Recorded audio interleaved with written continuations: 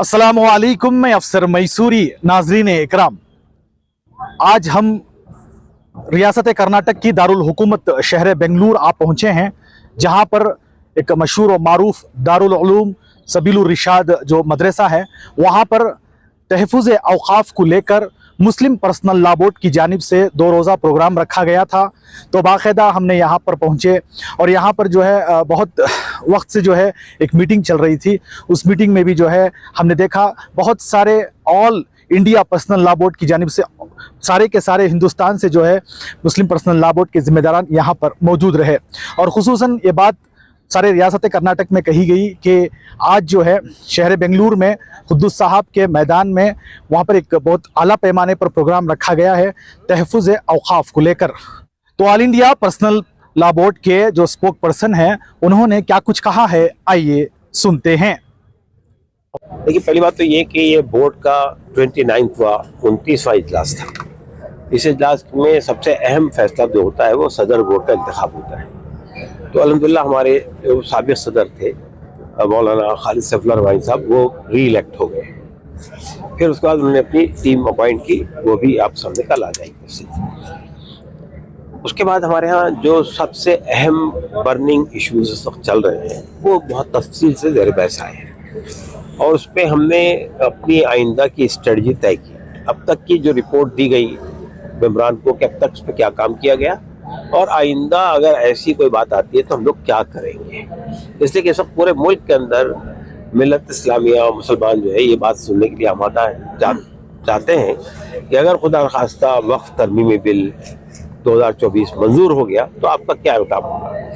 चंद बातें हम आपके दोस्तों से बताना चाहते हैं। पहली बात तो ये कि हमने ये बात कही है कि हम वक्फ तरमीमी बिल को गलत, नामुनासिब, गैर दस्तूरी और इम्तियाज़ पर मबनी समझते हैं। इसलिए कि ये जो प्रोविजंस वक्फ को हासिल है वही प्रोविजन हिंदू एंडोमेंट को भी हासिल है, वही प्रोविजन सिख गुरुद्वारा प्रबंधक कमेटी को भी हासिल है, वही प्रोविजन दूसरे मज़हब के तबक़ात को भी हासिल है। तो ये गलत है। दूसरी बात ये कि ये जो वक्फ की प्रॉपर्टीज़ है वो किसी हुकूमत की प्रॉपर्टी नहीं है।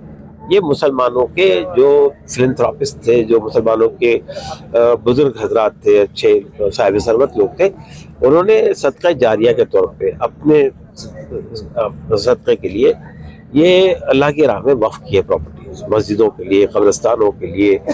तो ये किसी हुकूमत की ज़मीन नहीं है और उसको रेगुलेट करने के लिए वक्फ एक्ट बनाया गया है। चाहे 1954 से लेकर 2013 तक जो वक्फ में तरमीमात हुई है वो मुसलमानों के मशवरे से हुई है। पहली बार एक ऐसा बिल लाया गया है जिसमें मुसलमानों से कोई मशवरा नहीं लिया गया। बिल लाने के बाद आप मशवरा कर रहे हैं और बिल इंतहाई वाहियात है, इंतहाई गलत है, इंतहाई यानी उसने वक्फ प्रॉपर्टी को हड़प करने का कोई दकीका नहीं छोड़ा है। तो हमने इस पर अपना मौक़िफ़ जेपीसी के सामने बहुत तफसील से रखा है और हमने तमाम पॉलिटिकल पार्टी से मुलाकातें की हैं और उनको अपना मौक़िफ़ उनके सामने दिया है। हमने प्राइम मिनिस्टर से भी और होम मिनिस्टर से वक्त मांगा था, उनके वक्त नहीं मिला। तो ये एक बात तो ये है कि हमने ये तय किया है कि अगर हमारी तमाम कोशिशों के बावजूद अगर वक्फ तरमीमी बिल मंजूर हो गया तो फिर हम दस्तूर के दायरे में रहते हुए जमहूरियत में जितने ऑप्शंस अवेलेबल हैं, लीगल, कॉन्स्टिट्यूशनल, डेमोक्रेटिक, उन सब को एग्जॉस्ट करेंगे। सड़कों पे आने की जरूरत पड़ी सड़कों पे आएंगे, जेल जाने की जरूरत पड़ी तो जेल जाएंगे, लेकिन ये लीड लेगा मुस्लिम पर्सनल लॉ बोर्ड और जितनी मुस्लिम तंजीमों की क़यादत है वो सामने आएगी पहले। तो एक बात तो ये हुई। दूसरी बात ये कि हमने यूनिफॉर्म सिविल कोड पर भी कई बार अपनी बात रखी है, हुकूमत सामने भी रखी है, लॉ कमीशन सामने भी रखी है कि ये neither acceptable nor desirable for the country. एक ऐसे मुल्क में जहाँ इतने भांत भांत के मज़हब और कल्चर है, वहाँ एक कोड पूरे तमाम लोगों के लिए लाना बिल्कुल गलत बात है। और जिन लोगों को मजहबी रस्म और रिवाज के मुताबिक शादी ब्याह नहीं करना है तो उनके लिए स्पेशल मैरिज एक्ट मौजूद है, वहाँ चले जाए। तो इसलिए मेरा कहना यह है कि हमने ये तय किया है कि अगर यूनिफॉर्म सिविल कोड, उत्तराखंड के यूनिफॉर्म सिविल कोड को हम चैलेंज करेंगे, हमने फैसला कर लिया है। और इसी तरह से हमने ये फैसला किया है कि अगर कहीं और भी आता है तो हम इसकी मुखालफत करेंगे और हमने इस सिलसिले को शुरू कर दिया है। अभी हमने दिल्ली के अंदर तमाम मजहबी तबकात यानी सिख है, ईसाई है, बुद्धिस्ट है, दलित है, आदिवासी है, रविदासिया है, इन सब के साथ एक जॉइंट प्रेस कॉन्फ्रेंस की थी और सब ने इसको रिजेक्ट किया है और आइंदा इसको और सिलसिले को आगे बढ़ाएंगे। तीसरी बात हमने ये तय की कि ये जो हेट स्पीचेस चल रही है पूरे मुल्क में, ये सिलसिले को बंद होना चाहिए। ये सिर्फ एक कम्युनिटी के लिए घातक नहीं है, ये सिर्फ एक कम्युनिटी के लिए नुकसानदायक नहीं है, पूरे मुल्क के लिए नुकसानदायक है। अगर ये सिलसिला चलता रहा तो इस मुल्क में सिविल वार की कैफियत हो जाएगी, कैओस पैदा हो जाएगा, लॉलेसनेस पैदा हो जाएगी, तो इसको रोकना चाहिए। चौथी बात, हमने ये जो नबी करीम सल्लल्लाहु अलैहि वसल्लम पे जो गुस्ताखियाँ की जा रही हैं मुसलसल, ये सिलसिला रोकने का नाम ले रहा है। ये हमारे लिए किसी भी दर्जे में मुसलमान के लिए एक्सेप्टेबल नहीं है। मुसलमान हर चीज़ से ज़्यादा अपने नबी से मोहब्बत करते हैं और नबी की शान में कोई गुस्ताखी हमारे लिए काबिल नहीं हुई। ये बात हम इसलिए भी कहना चाहते हैं कि हमारे मुल्क एक मजहबी मुल्क है। ये लोग पूरी दुनिया में इसको बदनाम कर रहे हैं। इस्लाम सिर्फ हिंदुस्तान में नहीं है, पूरी दुनिया में है। तो इससे मुल्क की तस्वीर क्या बिगड़ेगी? और अल्लाह के रसूल पूरी दुनिया के मुसलमानों के लिए उतने ही अजीज है जितने हमारे लिए अजीज हैं। और सिर्फ मुसलमानों के लिए नहीं है, बहुत सारे गैर मुस्लिम भी आपके से बहुत अकीदत रखते हैं। तो इसको अगर नहीं रोका गया तो इससे इस मुल्क की बहुत बड़ी बदनामी होगी। तो हम ये हुकूमत से बार बार ये कह रहे हैं कि ऐसे अफराद के खिलाफ कार्रवाई की जाए, सख्त कार्रवाई की जाए, लेकिन बहुत ज़्यादा कार्रवाई नहीं हो रही है। तो इसके लिए भी हमने बहुत सख्त इक़दाम तय किए हैं। इसके अलावा हमने मदरसों के साथ बात की है। ये जो NCPR की तरफ से जो भेजा गया है डायरेक्टिव्स और जो बातें कही जा रही है, उसके खिलाफ हम इससे पहले भी कई इक़दाम कर चुके हैं और आइंदा भी करेंगे।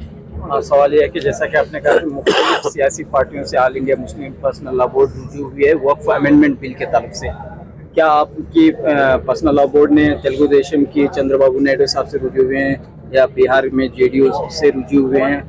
अगर रुजू हुए हैं तो क्या रद्द-ए-अमल सामने आया है इन दोनों पार्टियों से, तेलुगु देशम और JDU से? देखिए, हमने तकरीबन तमाम पार्टियों से मुलाकातें की और हमारे जनरल सेक्रेटरी एक बड़े डेलीगेशन को लेकर चंद्रबाबू नायडू से मुलाकात करके आए। उनके सामने बात रखी है पूरी तफसील से और JPC में उनके जो मेंबर थे उनसे बात हुई। उन्होंने ये बात कही कि हमने तो खुद अपनी कोशिशों से उसको JPC के हवाले किया है, तो हम कोई ऐसा फैसला नहीं करेंगे जो मुसलमानों के मुत्तहदा मौक़िफ़ के खिलाफ। चंद्रबाबू नायडू JDU से पर्सनल लॉ बोर्ड की मुलाकात नहीं हुई, लेकिन पर्सनल लॉ बोर्ड से जो वाबस्ता तंजीमें हैं उन्होंने मुलाकातें की। मिल्ली काउंसिल ने मुलाकात की, मार्शेटिया ने मुलाकात की और उन्होंने भी यही बात कही कि हम मुसलमानों के मजहबी मामलात के अंदर किसी दखल अंदाजी को मुनासिब नहीं समझते।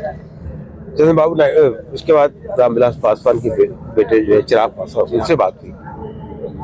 तो मेरा कहना है कि मिली जुली के हमने जितने ऑप्शन अवेलेबल थे सबको एग्जॉस्ट किया।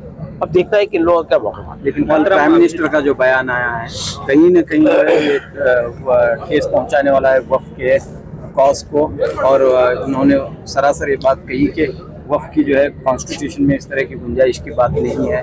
ये बात भी उन्होंने कही है। लेकिन असल में मुझे अफसोस की बात ये कहना चाहता हूँ कि इस मुल्क का प्राइम मिनिस्टर जो कॉन्स्टिट्यूशन का सबसे बड़ा सेफगार्ड होता है, सबसे बड़ा रखवाला होता है, वो अगर एंटी कॉन्स्टिट्यूशन बात करेगा तो इससे क्या होगा? आप मुझे बताइए कि शरीयत एप्लीकेशन एक्ट 1937 ये कानून तो हुकूमत का मंजूर किया हुआ कानून है ना।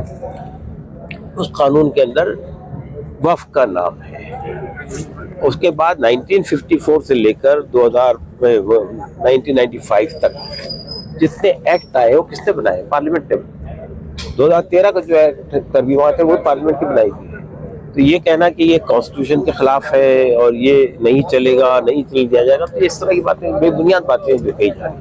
मतलब इदारों की हिफाजत की जो आपने बात की, कल से जो है संभल के मस्जिद का मामला सामने आया है। कोर्ट ने उसके सर्वे का जो बात कही, उसके बाद मुसलमानों ने उसके विरोध में सड़कों पर उतर के मुजाहरा किया, तो पुलिस वालों ने लाठीचार्ज किया और उसके ऊपर टीयर गैस के जो मामला सामने आया है, उस सिलसिले में क्या करें? हमारे नज़दीक पुलिस का एक्शन बहुत ही गलत है, एक्सेसिव एक्शन है।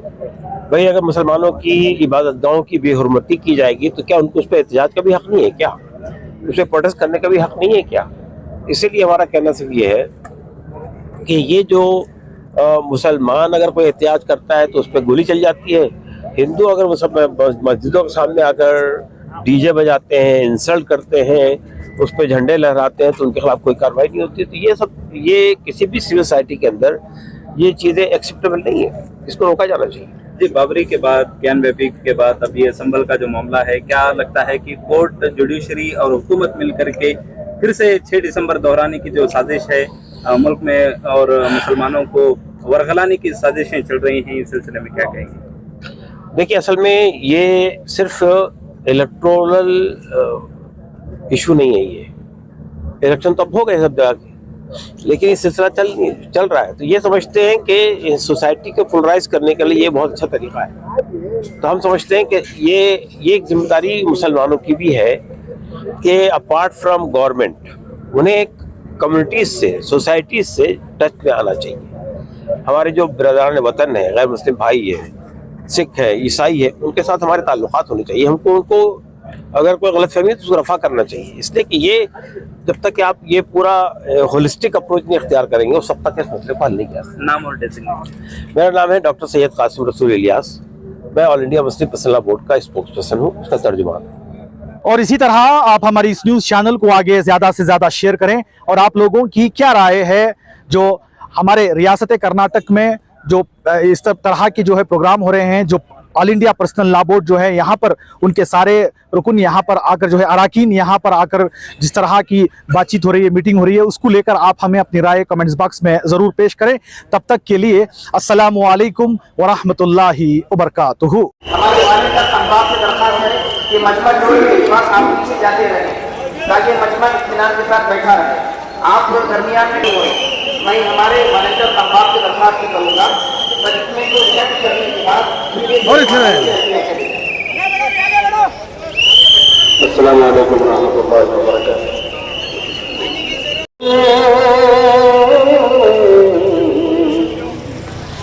دل میں بھی دکھائیں گے گھبرانا دیوانوں.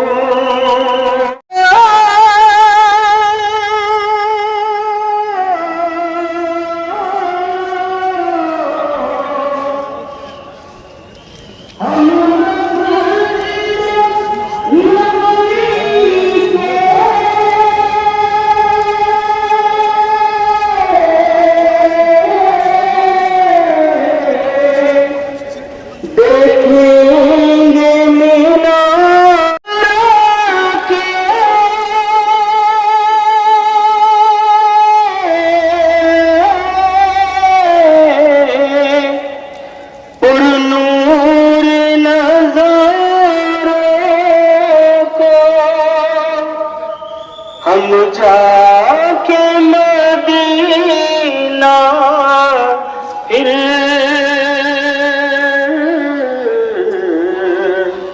واپس نہیں آئیں گے. بگڑی بھی جلوے بھی دکھائیں گے. دل چل کر زمزم سے بجھائیں گے. جب حشر کے میں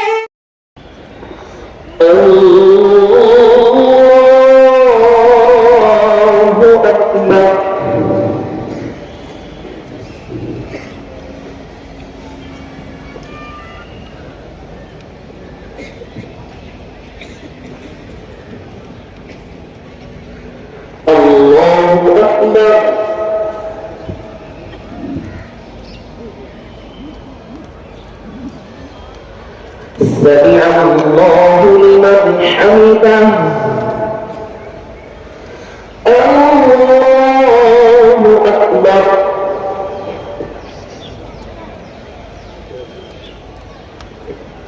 الله أكبر.